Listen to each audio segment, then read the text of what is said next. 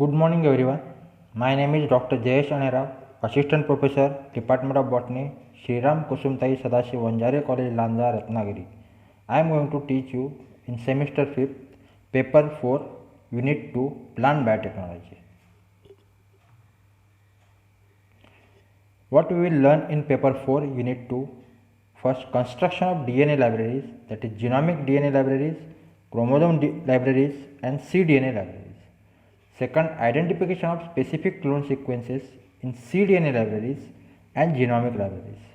Third, analysis of genes and gene transcript, restriction enzymes, analysis of clone DNA sequences, hybridization, that is sudden hybridization.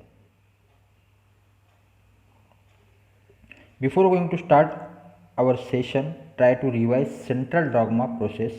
To understand the process, try to learn it in a simple way. Raja, who is ruling the nation, and he wants to give message or announcement to the nation, what he will do? He will tell to his sevak, sevak will work as a messenger, sevak will make announcement and convey king message to Praja. In the same way, in central dogma process, DNA will work as a Raja. DNA will message to RNA through the process transcription, and all these RNA called transcripts. These RNA are of various types. Broadly we can say mRNA, rRNA and tRNA, that is messenger RNA, transfer RNA and ribosomal RNA. Only mRNA will translate that message to cells and will inform respective protein. The process is called translation. RNA again can be formed into DNA, that is reverse journey is called reverse transcription with the help of enzyme reverse transcriptase.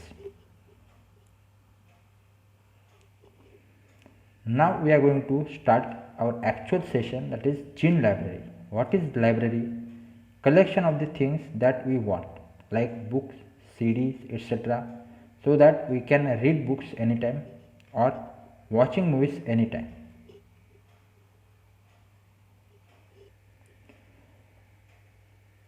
But why are we making library for DNA?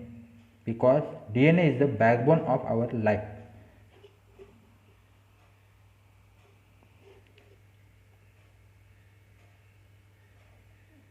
So DNA library is a convenient storage mechanism of genetic information. To deduce genetic sequences from corresponding polypeptide information can be used to identify specific genetic information within a library. There are two types of DNA libraries. Genomic library, made from genomic DNA, contains DNA fragment representing the entire genome of an organism.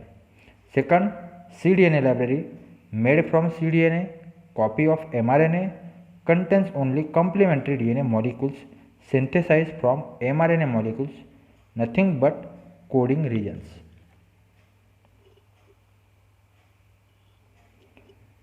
Now see the general introduction of DNA libraries. Human being having more than 25,000 genes exist which are carrying out regular process, and among them billion base pair of DNA in the genome. To study any of the genes, first isolate it from rest of the other in an organism's DNA. When a gene is identified and copied, then it is said to have been cloned. A population of organisms that each of which carries a DNA molecule into a cloning vector. Now collection of DNA fragments that have been cloned into vectors so that researchers can identify and isolate the DNA fragments that interest them for further study. It is for ease of purification, storage and analysis. This is the schematic presentation of genomic and cDNA library. Genomic library means the whole genome cloned into vectors. In eukaryotes, genome contains coding regions called exons which do some functions. These codons are separated by non-coding sequences or non-codons. These are called as introns. Along with them, there are lot of other sequences like promoter, repressor, intergenic spacer, etc. So in genomic library, everything is stored but in cDNA only coding part is stored. Now we will discuss the preparation of cDNA library, that is general methods. All eukaryotes have an mRNA. Each specialized cell have a specific mRNA that encodes information for a specific protein. This information can be transferred back into DNA, or in other words a DNA copy of mRNA, that is using reverse transcriptase. This cDNA can be stored in vectors. cDNA contains only the expressed genetic information, which allows us to study the amino acid sequence directly from the DNA.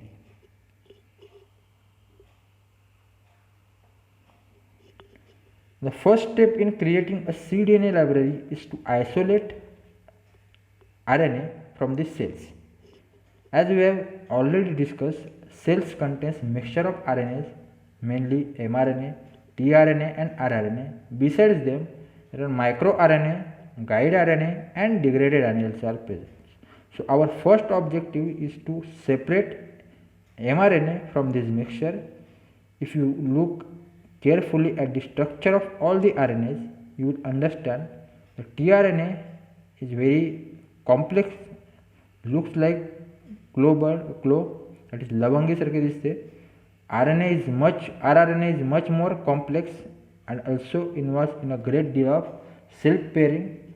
Now remaining mRNA is single stranded, linear, it is prevented from self binding and it contains poly A tail at the 3' end that helps to separate mRNA from rest of the RNAs. The mRNA can be isolated from total RNA by oligo-DT chromatography column.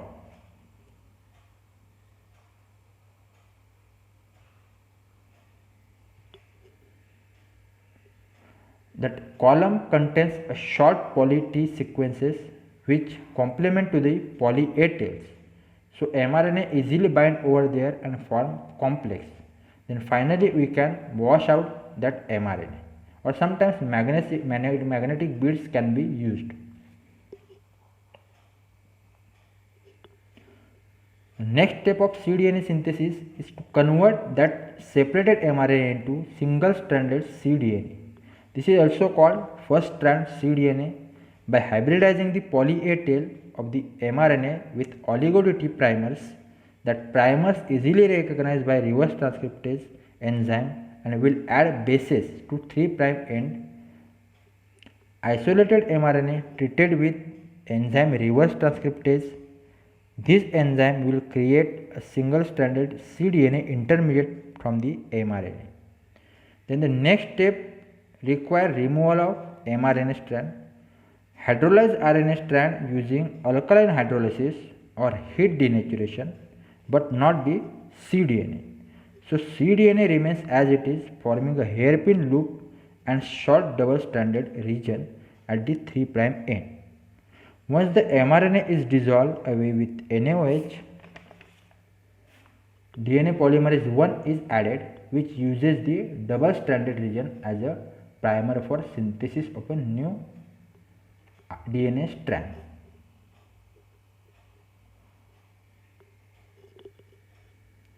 The single stranded portion of the loop is cut with a S1 nuclease and they result in double stranded cDNA copy of the mRNA.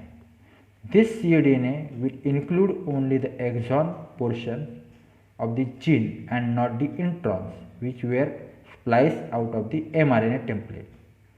This double stranded cDNA called as second stranded cDNA. This double stranded cDNA then treated with linkers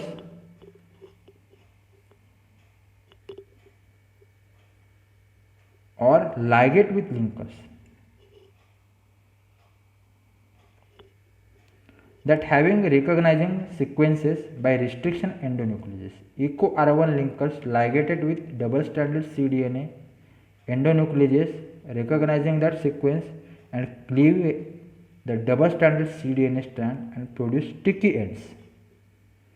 Then vector in which double stranded cDNA is going to clone is also digested with the same EcoR1 restriction endonucleases Complementary sticky ends of double-stranded cDNA ligate with the complementary sticky ends of vector and get cloned into that.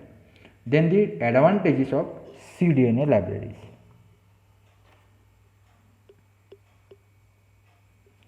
What are the advantages of cDNA libraries? cDNA library is a collection of clones containing cDNA and represents the genes that are expressed within a given cell or a tissue type at a particular period. cDNA libraries represent sequences after any post-transcriptional modification, that is splicing of introns. The advantages of cDNA library is that it contains only the coding region of a genome.